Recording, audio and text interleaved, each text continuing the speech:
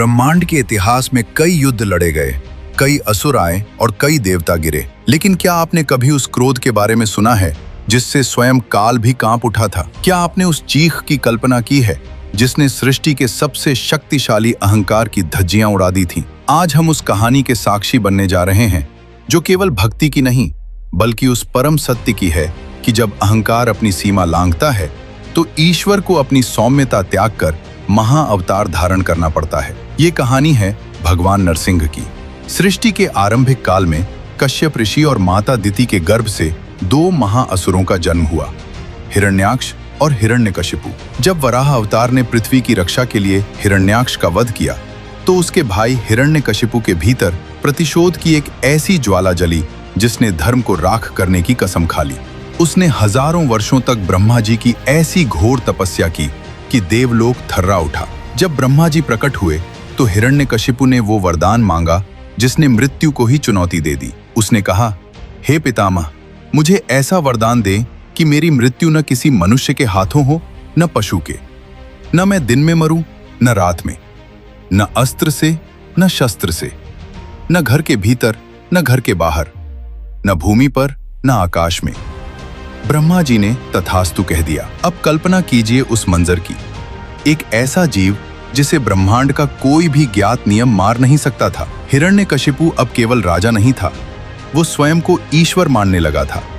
उसने वेदों का पाठ बंद करवा दिया, यज्ञों की आहुति रोक दी और पूरे ब्रह्मांड में सिर्फ एक ही नाम गूंजने लगा, हिरण्यकशिपु नमः। देवताओं को स्वर्ग से निकाल दिया गया, ऋषि मुनियों को बंदी बना लिया गया। आतंक का ऐसा साम्राज्य जहां केवल भय का वास था। लेकिन अहंकार के इसी अंधेरे महल में भक्ति का एक ऐसा दीपक जलने वाला था जिसे कोई भी तूफान बुझा नहीं सकता था। जब हिरण्यकशिपु तपस्या कर रहा था तब उसकी पत्नी कयाधु देवर्षि नारद के आश्रम में थी। वहां गर्भ में ही प्रहलाद ने नारायण की महिमा सुनी थी। वो असुर कुल में जन्मा था लेकिन उसके रोम रोम में विष्णु बसे थे। जैसे ही प्रहलाद बड़ा हुआ उसके पिता ने उसे राक्षसी शिक्षा देने के लिए गुरुओं के पास भेजा। गुरुओं ने पूछा, बालक प्रहलाद, बताओ जीवन का सबसे श्रेष्ठ ज्ञान क्या है? बालक प्रहलाद ने हाथ जोड़कर कहा, ओम नमो भगवते वासुदेवाय। संसार का सबसे बड़ा सत्य श्री हरि विष्णु है। हिरण्यकशिपु के दरबार में सन्नाटा छा गया। पिता का क्रोध ज्वालामुखी की तरह फटा। मूर्ख बालक, जिस विष्णु ने तेरे चाचा को मारा तू उसी का नाम लेता है? वो मेरा शत्रु है। लेकिन प्रहलाद अडिग था। उसने कहा, पिताश्री, वो शत्रु नहीं, वो तो सब में है, वो आप में है, वो मुझ में है। अहंकार जब अंधा होता है तो वो रक्त के रिश्तों को भी नहीं पहचानता। हिरण्यकशिपु ने अपने ही पुत्र को मारने का आदेश दे दिया। पहले उसे ऊंचे पहाड़ से नीचे फेंका गया, लेकिन जैसे ही वो नीचे गिरा स्वयं नारायण ने उसे अपनी गोद में थाम लिया। फिर उसे जहरीले सांपों की कोठरी में डाला गया। हजारों विषैले फन प्रहलाद की ओर बढ़े, लेकिन प्रहलाद की आंखें बंद थीं और जुबां पर सिर्फ एक नाम था, नारायण। सांपों ने उसे डंसने के बजाय उसके ऊपर छाया कर दी। पागल हो चुके हिरण्यकशिपु ने उसे हाथियों के पैरों तले कुचलवाने की कोशिश की। मतवाले हाथी चिंघाड़ते हुए आए, लेकिन जैसे ही उन्होंने प्रहलाद को देखा वे घुटनों के बल बैठ गए। उसे कालकूट जहर दिया गया जो प्रहलाद के गले से उतरते ही अमृत बन गया।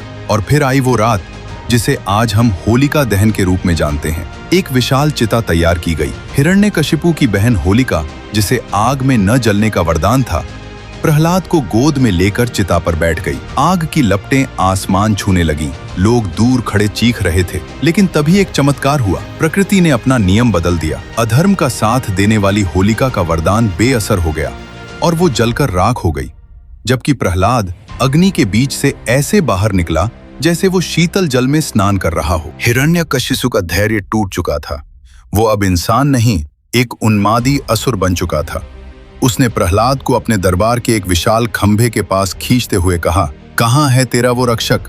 अगर वो कण कण में है तो क्या इस खंभे में भी है? प्रहलाद ने शांति से उत्तर दिया, हाँ, इसमें भी है। हिरण्यकशिपु ने अपनी गदा उठाई और अट्टहास करते हुए कहा, तो फिर देख, मैं आज इस खंभे को तोड़ता हूं और तेरे भगवान को भी। एकदम सन्नाटा छा गया।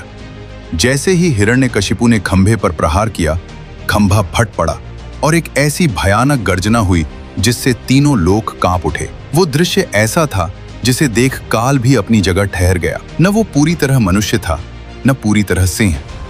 गर्दन के ऊपर शेर का भयानक चेहरा, जिसकी आंखें दहकते कोयले की तरह लाल थीं। गले में लहराते हुए सुनहरे बाल जो बिजली की तरह चमक रहे थे, और शरीर एक विशाल बलशाली मनुष्य का। भगवान विष्णु ने नरसिंह अवतार ले लिया था। हिरण्यकशिपु ने हमला किया, लेकिन नरसिंह देव की गति प्रकाश से भी तेज थी। उन्होंने उस असुर को ऐसे पकड़ा जैसे कोई सिंह किसी तुच्छ कीट को पकड़ता है। वे उसे घसीटते हुए महल की चौखट पर ले गए। नरसिंह दहाड़े, देख असुर, देख आज तेरी मृत्यु का विधान। क्या यह दिन है या रात? हिरण्यकशिपु ने देखा, सूर्य ढल रहा था। यह संध्या का समय था, न दिन न रात। क्या हम घर के अंदर हैं या बाहर? उन्होंने उसे देहरी पर लिटाया था, न अंदर न बाहर। और अंत में नरसिंह ने अपने नुकीले नाखूनों को दिखाया और हिरण्यकशिपु की छाती चीर दी। ब्रह्मांड ने वह हुंकार सुनी जिसने अधर्म की जड़ें हिला दी। वरदान के हर शब्द का सम्मान रखते हुए भगवान ने अहंकार का अंत कर दिया। चारों ओर रक्त की बूंदें थीं और नरसिंह देव क्रोध में दहाड़ रहे थे। उनकी आंखों से अभी भी ज्वाला निकल रही थी। देवता आकाश से देख रहे थे, लेकिन किसी में पास जाने का साहस नहीं था। शिव आए, ब्रह्मा आए, इंद्र आए, सबने प्रार्थना की, प्रभु शांत हो जाइए, शत्रु का नाश हो चुका है। लेकिन नरसिंह का क्रोध शांत नहीं हो रहा था। उनका क्रोध इतना उग्र था कि अगर वह नहीं थमता तो पूरी सृष्टि भस्म हो जाती। तब देवर्षि नारद ने कहा, केवल वही इसे शांत कर सकता है जिसके लिए यह अवतार हुआ है। नन्हे प्रहलाद ने कदम बढ़ाए। उसकी आंखों में डर नहीं बल्कि अपार प्रेम था। वह लहूलुहान नरसिंह देव के चरणों में गिर गया। जब क्रोध की अग्नि पर भक्ति का शीतल जल पड़ा तो भगवान पिघल गए। उन्होंने अपनी भयानक जीभ से प्रहलाद को वैसे ही चाटा जैसे एक सिंह अपने शावक को चाटता है। भगवान ने प्रहलाद को अपनी गोद में उठाया और पूछा, पुत्र, मांग, क्या मांगता है? प्रहलाद ने वह मांगा जो केवल एक सच्चा भक्त मांग सकता है। उसने कहा, प्रभु, मेरे पिता ने अज्ञानतावश पाप किए, उन्हें मोक्ष प्रदान करें। भगवान मुस्कुराए और प्रहलाद को आशीर्वाद दिया कि उसकी 21 पीढ़ियों का उद्धार हो गया। मित्रों, नरसिंह अवतार केवल एक पौराणिक कथा नहीं है, यह हमारे भीतर के द्वंद्व का प्रतीक है। हिरण्यकशिपु हमारा अहंकार है, जो मानता है कि उसे कोई नहीं मार सकता। खंभा हमारी वह जड़ बुद्धि है जो ईश्वर को नहीं देख पाती। और प्रहलाद हमारी वह शुद्ध चेतना है जो हर परिस्थिति में सत्य पर अडिग रहती है। जब भी आपके जीवन में अधर्म का अंधकार बढ़े, जब भी आपको लगे कि आप अकेले पड़ गए हैं, तो याद रखिएगा, ईश्वर किसी खंभे से भी बाहर निकल सकता है। बस प्रहलाद जैसी पुकार होनी चाहिए।